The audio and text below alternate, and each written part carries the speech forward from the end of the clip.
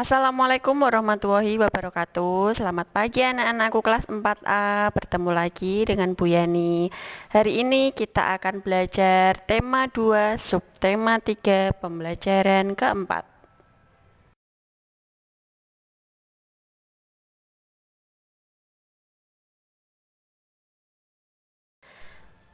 Materi pembelajaran hari ini yaitu ada PPKN dan Bahasa Indonesia. PPKN materinya tentang hak dan kewajiban masyarakat, dan Bahasa Indonesianya yaitu tentang menyajikan teks petunjuk pada poster.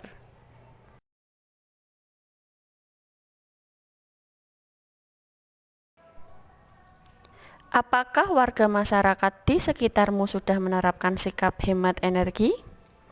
Nah, kita sebagai masyarakat harus memiliki tanggung jawab untuk memanfaatkan energi secara bijaksana. Hal ini karena sumber energi yang kita gunakan itu lama-kelamaan akan habis. Jadi, kita perlu melakukan penghematan supaya kita tidak terjadi krisis energi. Kita sebagai masyarakat mempunyai kewajiban dan hak dalam memanfaatkan energi. Di sini ada beberapa hal kewajiban yang perlu kita lakukan dalam bermasyarakat. Yang pertama, penghematan energi dengan menggunakan fasilitas kendaraan umum.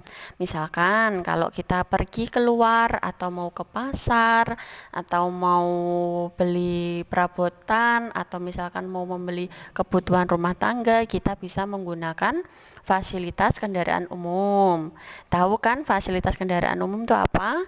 Ya, misalkan bisa angkot atau bis yang sudah ada di sekitar kita. Nah, yang kedua, membuat program hemat energi di lingkungan sekitar. Jadi kita bermusyawarah dengan masyarakat di sekitar kita, misalkan di RT. Nah, kita membuat program hemat energi untuk lingkungan sekitar kita. Nah, itu sudah contoh kewajiban kita sebagai masyarakat untuk memanfaatkan energi dengan baik. Yang ketiga, membiasakan masyarakat untuk berjalan kaki atau bersepeda. Nah, ini kalau pas misalkan dekat, misalkan kamu disuruh ibumu membeli sabun di tetangga, nah itu kamu bisa jalan kaki atau bisa bersepeda. Ya, tidak usah misalkan naik motor, deket kok enggak usah naik motor gitu ya. Terus yang keempat, mengadakan sosialisasi tentang hemat energi. Nah, ini juga penting. Kadang warga masyarakat itu belum tahu kalau misalkan energi itu memang harus dihemat, karena kita nanti kalau kelamaan-lamaan itu kan akan habis. Nah, jadi kita tidak terjadi krisis energi. Nah, misalkan di tingkat RT nggak apa-apa, tingkat RT, RW ataupun bisa kelurahan, kita mengadakan sosialisasi tentang hemat energi. Ini loh, energi itu harus kita jaga, harus kita gunakan dengan sebaik mungkin. Nah, terus kemudian ada hak masyarakat untuk memanfaatkan energi. Ada yang pertama, hak kita ya, kita bisa menikmati manfaat energi dengan baik. Yang kedua, kita berhak untuk memperoleh air bersih untuk kebutuhan kita sehari-hari, bisa untuk masak, minum, untuk mandi. Nah, mencuci pakaian itu kan juga kita harus menggunakan air yang bersih. Yang ketiga, menikmati lingkungan yang bersih dan sehat. Nah, lingkungan sekitar kita itu berhak mendapatkan lingkungan yang bersih.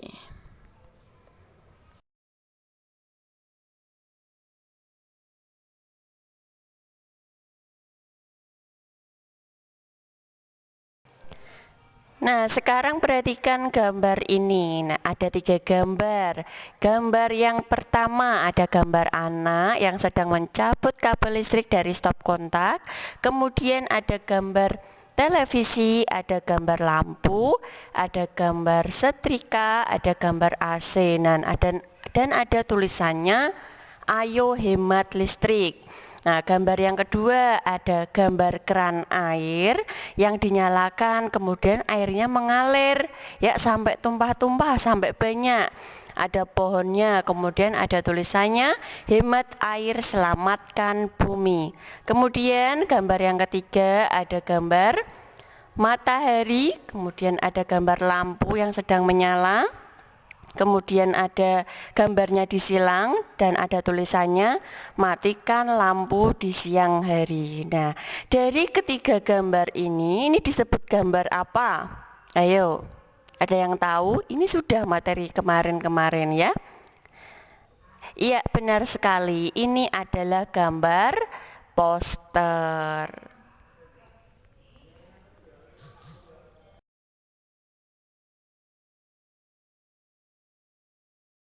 Nah, poster itu apa? Ya, poster merupakan karya seni yang memuat komposisi gambar dan huruf di atas kertas yang berukuran besar dan ditempel di tempat umum. Nah, syarat-syarat membuat poster yang baik itu bagaimana, Bu?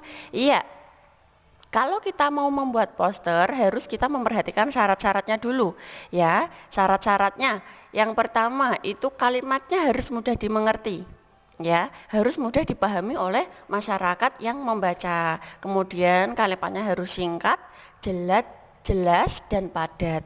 Kalau misalkan ada poster yang kalimatnya panjang, itu mesti membuat orang yang melihatnya itu sudah malas untuk membacanya dulu. Males untuk membacanya, kalimatnya panjang. Nah, kalau kalimatnya singkat, jelas dan padat, kemudian ada gambarnya. Nah, itu kegunaannya itu untuk menarik perhatian masyarakat ketika melihatnya langsung mata tertuju pada poster itu, kemudian dibaca dan bisa menarik perhatian itu dan bisa mengikuti dari petunjuk poster itu ya. Selanjutnya yaitu langkah-langkah untuk menyajikan teks petunjuk pada poster. Nah, di sini ada 4 langkah yang harus kalian pahami.